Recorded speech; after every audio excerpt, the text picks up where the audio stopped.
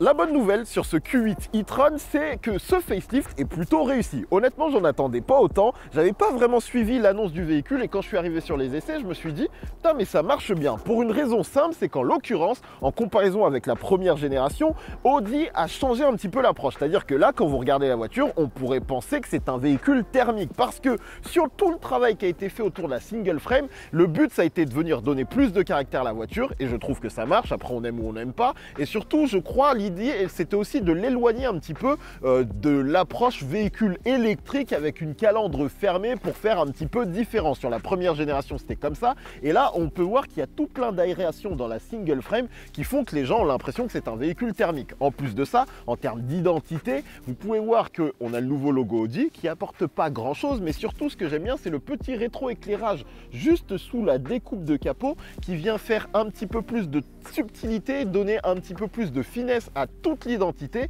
et ça c'est un point qui marche bien. En plus sur notre finition S-Line, vous pouvez voir qu'en partie basse on a une grosse aération, une sorte de pseudo-lame un petit peu nerveuse pour donner un côté musclé au SUV et après sur la partie latérale, que ce soit au niveau des feux ou des aérations qui ne sont pas factices et ça c'est le point qu'on apprécie, vraiment on a quand même beaucoup de caractère, notamment avec ce grand pourtour de calandre là qui honnêtement donne de la force visuelle et en plus de ça, je n'étais pas au départ emballé par la finition gris chrono que j'ai là et en réalité, même s'il est plus vert kaki type camouflage que gris, le rendu est vraiment top. Franchement, j'aime beaucoup l'identité de la voiture. Par contre, il y a un paramètre à prendre en compte, c'est qu'elle est massive. Nous sommes donc à 4,90 m de long et autant dire que ça fait un beau bébé. Surtout qu'en hauteur, on est à 1,63 m et en largeur 1,94 m. À noter que c'est sans les rétroviseurs qui ici sont en version caméra. Donc on a des caméras qui sortent de la voiture et des écrans que je vous montrerai un peu plus tard. En termes de volume, vraiment, ça fait quand même un truc assez costaud qui est un peu difficile à déplacer dès que les rues deviennent étroites. C'est vraiment un paramètre à prendre en compte. À noter que comme c'est un véhicule électrique tout en partie basse, on a un gros pack batterie, donc logiquement ça oblige encore à surélever un petit peu toute la zone d'habitabilité et honnêtement j'aurais préféré qu'Audi nous offre une solution un petit peu plus typée break surélevé façon all-road qui aurait contenu un petit peu plus le volume parce que c'est vrai que là c'est quand même assez costaud. Le point à noter, c'est que sur cette nouvelle génération facelift, on a ici la dénomination de la voiture, donc il y a écrit Audi Q8 e-tron Quattro et sur ma finition j'ai des jantes 21 pouces qui je crois sont nommées Rotor et comme je vous le disais tout à l'heure, on est en finition en peinture gris Chronos. Contour de vitre gris, on est vraiment sur une finition un petit peu plus typée quotidien, polyvalence, business et sur les essais il y avait également des finitions un petit peu plus méchantes mais on m'a proposé ça, j'ai pris parce qu'il y avait 2000 km à faire et franchement on est un peu passe-partout, c'est assez appréciable.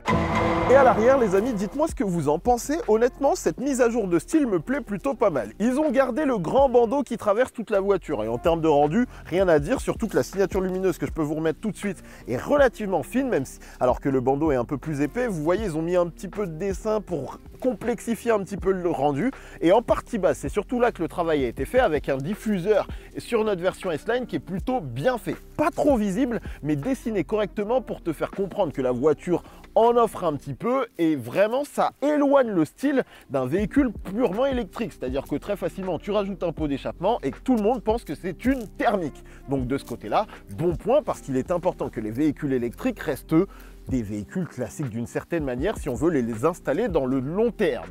L'autre paramètre à prendre en compte, parce qu'on est sur une version S-Line, sur ce facelift, c'est qu'à partir de maintenant, si vous prenez du S-Line, vous aurez le droit, je crois qu'ils appellent ça le Rubus ou le Rubon, j'ai plus le nom, mais ça c'est théoriquement ce qu'on a chez Audi Sport. Sauf que ce véhicule n'a rien d'Audi Sport si ce n'est le fait d'être en finition S-Line, et ça maintenant, eh ben, ça va faire perdre un peu de valeur aux véhicules vraiment faits par Audi Sport. Petit point dommage, mais dans l'ensemble, on remet la lumière. Dites-moi ce que vous en pensez, parce que globalement, quand même, ce véhicule, plus je passe du temps avec, plus je l'aime.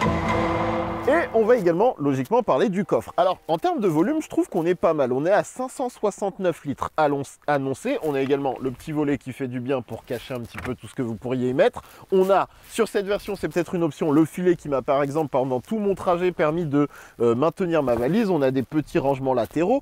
On aurait pu avoir une optimisation un peu plus importante pour un véhicule électrique. Toujours est-il que sous le faux fond, on peut voir qu'il reste quand même pas mal d'espace, notamment pour venir ranger les câbles.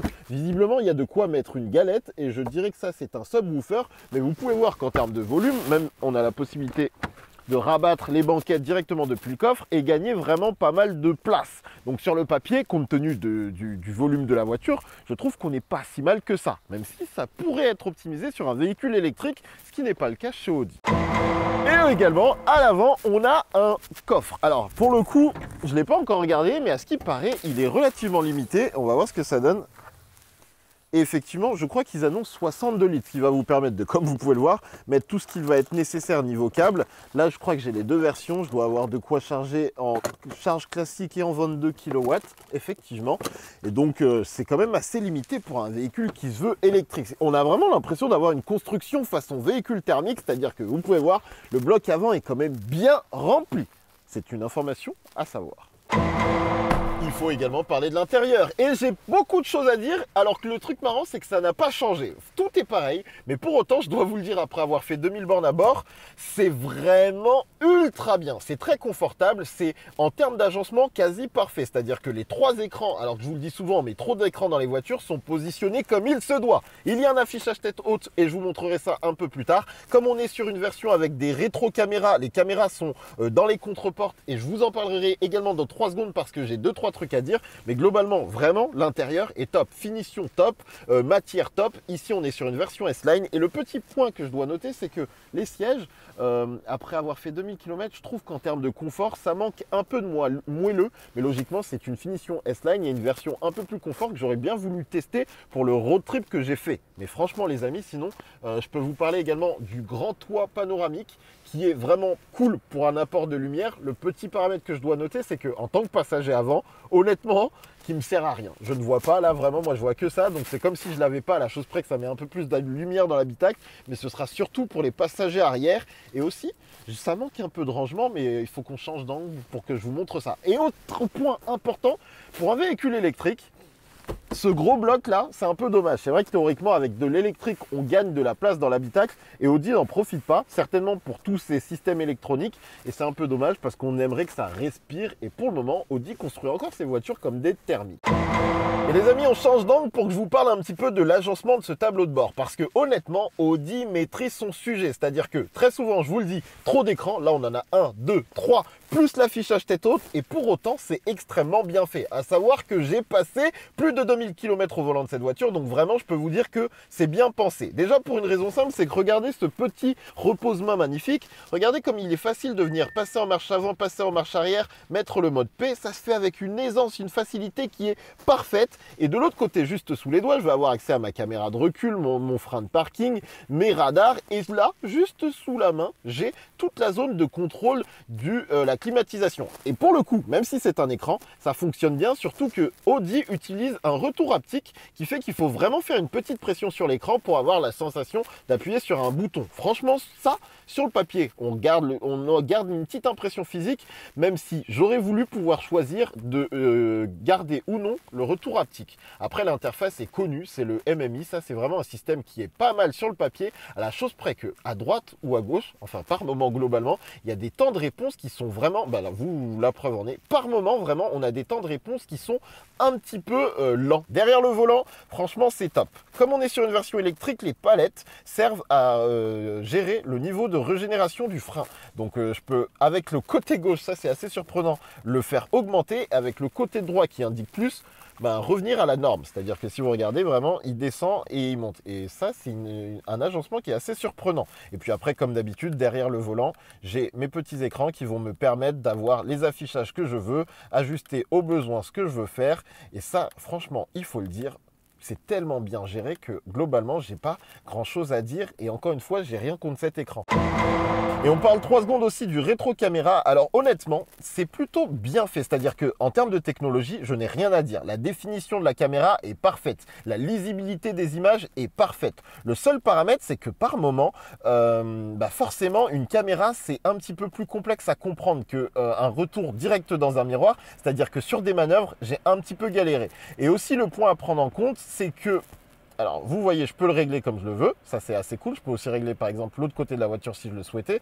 Mais le petit paramètre, c'est aussi de nuit où c'est difficile de comprendre si on est proche, loin d'une voiture. Mais dans l'ensemble, c'est pas mal. Le seul élément qui m'embête, c'est le fait qu'il soit positionné de cette manière-là. C'est-à-dire que quand vous regardez dans un miroir qui est positionné comme ça, théoriquement, il vous montre derrière. Et là, on voit encore une des limitations de la construction très thermique de la voiture qui fait que comme c'est une option et pas un truc de série, ils ont été obligés de garder une construction de porte classique et de venir intégrer les caméras pour les 10% de personnes qui prennent le rétro caméra. Même si ça fonctionne vraiment bien, si l'écran avait été intégré là et là pour le côté droit, ça aurait été parfait, incroyable en termes de fonctionnalité. Mais comme il est là dans la contreporte, on finit par s'y faire, mais ce n'est pas l'agencement parfait et c'est limité à mon sens par le fait qu'ils continuent à construire leur voiture avec une logique de construction thermique et le fait que ce soit une option.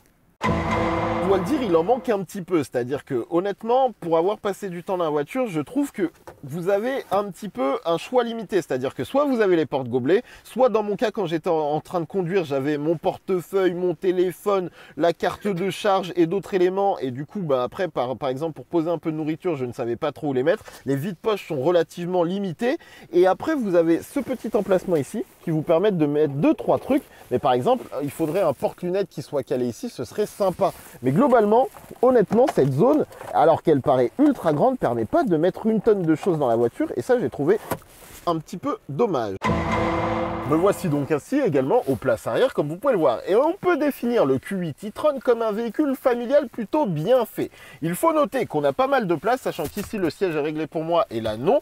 Et que vous pouvez voir, il reste quand même pas mal d'espace, même pour une grande personne. Et si on regarde en zone centrale, on peut voir un écran, plein d'éléments qui vont vous permettre de gérer la clim. Ça c'est quand même cool. 2 ports USB type C en partie basse, plus port allume-cigare. Et je vais vous montrer également le petit truc premium qui fait plaisir. L'accoudoir plutôt qualitatif avec une zone ici qui vous permettra de mettre une feuille de papier ou de poser une canette potentiellement, mais surtout ici les portes gobelets intégrées de manière très discrète et ça c'est cool. Franchement ce petit accoudoir est plutôt qualitatif et on a même une trappe à ski qui fait plaisir. Par contre, pour les parents, sachez que nous avons que 2 ports USB, pas USB, mais Isofix côté gauche et droite, pas en zone centrale, parce que comme vous pouvez le voir, on est plus sur un bon 4 places qu'un vrai 5 places, mais vous pourrez toujours mettre 3 enfants si besoin. Franchement, en termes d'espace, je n'ai rien à dire. Je suis au top et même d'ailleurs c'est un bon point parce que quand j'étais par exemple en train de charger, je me mettais à l'arrière tranquillement avec mon ordinateur, petit accoudoir et je me détendais assez facilement et du coup, je peux vous le dire, on est bien installé. Et la question qui va logiquement se poser, c'est comment à conduire. Alors, les amis, je vais être très honnête, c'est une expérience intéressante mais en balade. Le véhicule fait 2 tonnes 6 et ça se ressent. Et surtout, avec l'électrique qui vient rendre tout ça très onctueux, eh ben, il est difficile de voir l'intérêt de rouler, d'essayer même de rouler dynamiquement avec un véhicule comme ça. Parce que certes, Audi a fait un travail assez fantastique pour, comment dire, contenir la caisse. C'est-à-dire que même, on sent que c'est un petit peu rigide, justement pour faire en sorte de ne pas être, comment dire, trop souple en virage. Ça se ressent du coup de temps en temps quand on passe sur des routes abîmées. Par contre, comment dire, aussi il faudrait voir si en jantes plus petites c'est plus confortable parce que là je suis en 21 pouces. Mais ceci dit, je crois que les plus petites c'est du 20 pouces. Donc on n'est pas non plus si loin de ça, de la plus petite monte. Mais globalement, en fait, l'expérience, elle est bonne parce que l'électrique. Parce que le savoir-faire d'Audi qui te donne du coup un cockpit qui est parfait pour faire de la route, mais vraiment parfait, plus une voiture qui, en termes d'intelligence, grâce à une motorisation électrique relativement puissante, je crois qu'on est à 408 chevaux, 300 kW, on a annoncé, parce que j'ai absolument pas constaté ça, 550 km d'autonomie au max annoncé. Moi je vois que quand j'étais quasiment à 100%, elle m'annonce 320 km. Et vous allez tabler sur autoroute à 300 km. Dites-vous que vous pouvez faire 300 km, 320 km avant d'arriver à une borne en étant sécu. Parce que c'est ce que j'ai constaté sur autoroute. Je rappelle, j'ai fait plus de 2000 km avec la voiture. Donc je peux même vous donner ma moyenne qui, je crois, était à 26,7 kW de consommation sur toute la distance que j'ai parcourue. Mais en fait, ce qui est trop agréable avec la voiture, c'est vraiment de profiter de sa qualité de routière. Parce que dès que vous vous mettez sur autoroute, et même là, mais là en fait le problème c'est que le véhicule est peut-être un peu trop gros. Très honnêtement, je suis très pressé d'arriver à ce moment où on va avoir des véhicules électriques plus contenus mais avec des vraies autonomies. Parce que là on a une batterie qui fait au total 111 kW et je crois qu'en capacité nette disponible on a 104 kW. Ce qui fait que même avec ça, on n'a pas encore une autonomie digne de ce nom où on peut se dire que je peux faire 500, 600 bornes tranquille sans avoir à aller à la borne de recharge et c'est un peu dommage. Alors certes, c'est important de le dire, si vous l'utilisez à la maison, pas de problème puisque vous pourrez charger le soir. Mais dans l'utilisation que j'ai eue qui est dépourvue d'une borne de recharge à ma disposition tous les soirs, c'est un peu plus complexe. Et parlons un petit peu des atouts de la voiture. Technologiquement, maintien dans la route plutôt bon. Régulateur de vitesse adaptatif. On a notamment, et ça je dois en parler parce que je pense pas que tout le monde a l'occasion de le faire, les Digital Matrix LED qui sont excellents, mais incroyables. Vraiment, ça offre un confort d'éclairage qui est d'un autre niveau, c'est-à-dire que la voiture va vous afficher sur le sol deux bandes de direction qui vont vous permettre de centrer la voiture dans la voie, pour vous dire qu'ils ont conscience que le véhicule est quand même assez conséquent en termes de dimension. Et alors madame. Et en plus de ça, vous avez également par exemple sur autoroute la possibilité d'avoir, je crois qu'ils appellent ça le tapis de lumière d'une certaine manière, qui est en fait un système qui permet d'éclairer, de suréclairer la voie sur laquelle vous le roulez. Et par exemple, si je mets mon clignotant à gauche, l'éclairage va s'élargir pour éclairer les deux voies en attendant que je vienne me rabattre. Vraiment, on atteint un niveau d'intelligence d'éclairage où, en fait, les Digital Matrix LED ont même la capacité de faire de la projection. Donc, c'est-à-dire que quand je monte dans la voiture, j'ai une animation Audi e-tron vraiment stylée que je peux même paramétrer en termes de style directement dans le menu de la voiture. Et aussi, en termes d'agencement, honnêtement, c'est juste parfait. Tout tombe sous la main et même les écrans tactiles sont plutôt bien passés, même si j'ai noté quelques lenteurs du système MMI sur cette version. Et ça m'a un peu embêté. Alors, embêté, c'est un grand mot, mais c'est vrai que, par exemple, pour le planificateur de charge, j'ai eu beaucoup de déconnexions. Honnêtement, j'ai eu beaucoup de déconnexions, un peu sans raison. Alors qu'on m'avait dit, lance pas Android Auto, une navigation sur Android Auto. J'avais même fait en sorte de ne pas du tout lancer Android Auto pour être tranquille. Et j'ai eu vraiment beaucoup de déconnexions. C'était assez relou parce qu'en fait, le problème, c'est que du coup, tu perds tous tes points de charge, donc il faut que tu relances. Des fois, du coup, la programmation qui a été faite par le système se modifie et tu te retrouves dans une situation où juste ça fonctionne pas. Et tu es embêté parce que tu dois repartir de zéro. Mais les amis, à conduire au quotidien, à la chose près de la taille, la puissance, je peux même pas vous en parler parce que très honnêtement, le couple est tellement bon que j'ai pas eu besoin d'utiliser la puissance. Le seul moment où je cherche un petit peu de puissance électrique, c'est pour m'insérer dans une voie, pour faire un dépassement rapide. Et la voiture répond quoi. Le mode dynamique, je l'ai pas mis. Je suis resté en confort et ça m'a suffi. Il faut aussi qu'on parle du mode off-road parce que je ne sais pas trop pourquoi il est là. Je suppose que les suspensions pneumatiques permettent d'augmenter le niveau de maintien de la caisse, notamment en mode dynamique. Et du coup, puisque les suspensions pneumatiques étaient disponibles dans la banque Audi, ils les ont mis dans la voiture. Et ça permet aussi un truc intéressant, c'est que du coup, le mode off-road, je l'utilisais quand j'arrivais par exemple sur un parking, sachant que j'allais sur des endroits où les places étaient étroites. Ce que je faisais, c'est que je me mettais en mode off-road et je montais partiellement sur comment on appelle ça, sur un trottoir, en n'ayant aucune crainte d'abîmer la voiture. Ça, c'était assez lourd. Et franchement, c'est assez difficile de faire un retour très efficace parce que c'est une voiture qui est véritablement à vivre. Et en ayant fait 2000 km à son bord, autant vous dire que j'ai pu vivre le truc, quoi. J'ai pu vivre l'expérience dans de bonnes conditions. Et on ne peut pas demander beaucoup mieux, hein. Très honnêtement, c'est vraiment juste parfait à utiliser de manière simpliste, de manière familiale, de manière pratique. Parce que c'est simple, efficace et bien loti. Maintenant, si on parle tarif, la version que j'ai sous la main fait plus de 120 000 euros avec toutes les options qu'il y a. Je crois que le prix commence à 98 000 euros dans la version 55 que j'ai. Donc autant vous dire que c'est pas pour tout de suite, quoi. Et très honnêtement, Audi, faites-en une version all-road, quoi. Ça serait trop beau. Et autre point que je voulais noter, vivement que les voitures électriques arrive avec des formats plus contenus et des autonomies plus importantes. Parce qu'on touchera quelque chose sur les longs trajets. Parce que le but du jeu aussi de cet essai à la base, c'était surtout de découvrir ce que ça pouvait faire, de faire un très long road trip, donc du Portugal à Lyon en voiture électrique. Et je ferai certainement une vidéo dédiée à ça dès que possible. Mais là, c'est un retour assez rapide sur cette expérience avec l'Audi e-tron. Non, c'est l'Audi Q8 e-tron. On s'y perd dans les nominations. Mais ce que je peux vous dire, c'est que c'était du bonheur. Et je m'arrête là pour ce retour rapide, les amis. Des gros bisous. On se voit bientôt pour de nouvelles aventures. Et j'espère des vidéos plus soignées. Salut.